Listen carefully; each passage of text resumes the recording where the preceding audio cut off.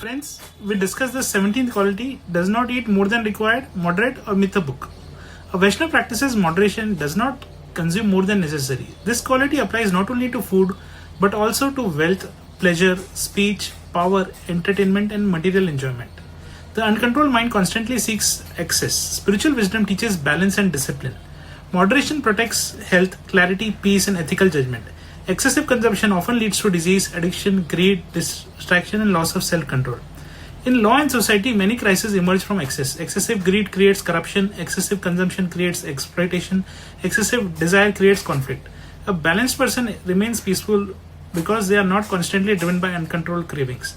Moderation creates freedom from dependency. Srila Prabhupada explains A.C. Bhaktivedanta Swami thought disciplined and regulated living throughout his mission. Although he encouraged honoring Krishna Prasadam joyfully, he repeatedly instructed devotees to avoid overeating, laziness, intoxication, and unnecessary indulgence. Prabhupada personally maintained a high regulated lifestyle centered on chanting, writing, teaching, and devotional service. His habit reflected simplicity and discipline rather than material excess. Yukta ahar viharasya yukta cheshta karmasu yukta sapna buddhasya yogi pri dukha. He emphasized that human life is meant for purification and service, not uncontrolled sense gratification. This is real moderation, using the body responsibly as an instrument of service. Chaitanya Charitamrita pastime, a beautiful example of Chaitanya Charitamrita is conduct of Raghunath Das Goswami under the guidance of Chaitanya Mahaprabhu. Raghunath gradually reduced material dependence and practiced extraordinary simplicity in eating and living. Eventually, he survived only on minimal prasadam while remaining spiritually joyful and absorbed in Krishna consciousness. Mahaprabhu appreciated not artificial starvation but freedom from obsession with bodily enjoyment. The lesson is not self-torture. The lesson is mastery over material demand. Similarly, Mahaprabhu instructed devotees to avoid both over-indulgence and artificial renunciation. Balanced devotion supports steady spiritual life. Srimad Bhagavad illustration. In Srimad Bhagavatam, many sages and devotees exemplify modernization and regulated living. One strong example is Ambrish Maharaj, who engaged in all senses in devotional service while maintaining disciplined conduct and regulated habits. Bhagavatam repeatedly teaches that uncontrolled enjoyment increases bondage while moderation purifies consciousness. The goal is not hatred of the body but freedom from slavery to bodily demands. This is very, very beneficial because you can imagine the position of Ambrish Maharaj.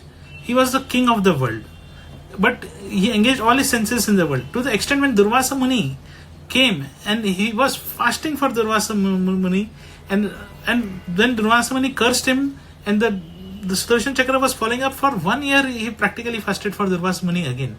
That was the control that Ambrish Maharaj had on his senses. We can draw a quote parallel also. A legal reflection of moderation appears in constitutional principle against arbitrariness and abuse of power. Healthy legal systems require restraint. Restraint is punishment, restraint in state power, restraint in executive authority, and restraint in personal control. Excessive force, excessive punishment, or excessive accumulation of power threatens justice itself. Similarly, environmental and consumer protection jurisprudence increasingly recognize the danger of unchecked consumption and exploitation. Moderation protects sustainability, fairness, and human dignity. A moderate lawyer avoids greed-driven practice. A moderate judge exercises authority responsibly. A moderate spiritualist avoids fanaticism and excess. Excess clouds judgment. Moderation creates clarity. Law externally limits harmful excess through regulation and accountability. Spirituality internally purifies the craving for excess through discipline and devotion. Together they create balanced civilization. Conclusion: the 17th quality, moderation, reflects maturity, discipline, and inner freedom. Raghunath Das Goswami demonstrated that spiritual satisfaction reduces material obsession naturally. Prabhupada thought that regulated living strengthens both spiritual and practical life. A person addicted to excess becomes restless. A person practicing moderation becomes peaceful and focused.